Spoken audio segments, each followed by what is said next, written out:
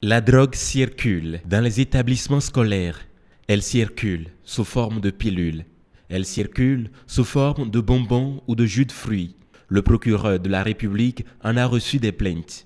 La dernière en date ne dure pas encore un mois. Le 24 janvier 2020, mes services ont été alertés par la plainte d'un parent d'élève qui soupçonnait son enfant d'avoir consommé des substances psychotropes à l'école.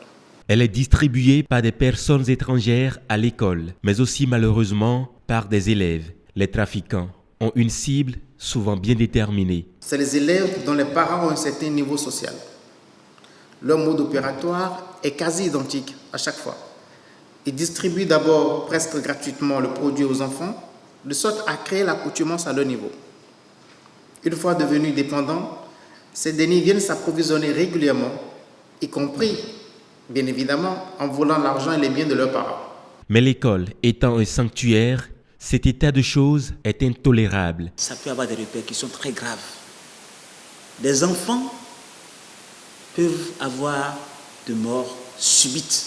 Ces établissements scolaires sont tous sous la tutelle de l'État. À partir de ce moment-là, le gouvernement ne peut tolérer l'existence de tels phénomènes dans nos établissements. C'est pour cela que nous vous avons conviés à cette séance de travail, pour que chacun puisse prendre ses responsabilités. L'État va prendre les siennes en sévissant au niveau de ces établissements-là, où nous allons constater qu'il y a la faiblesse du contrôle des enfants.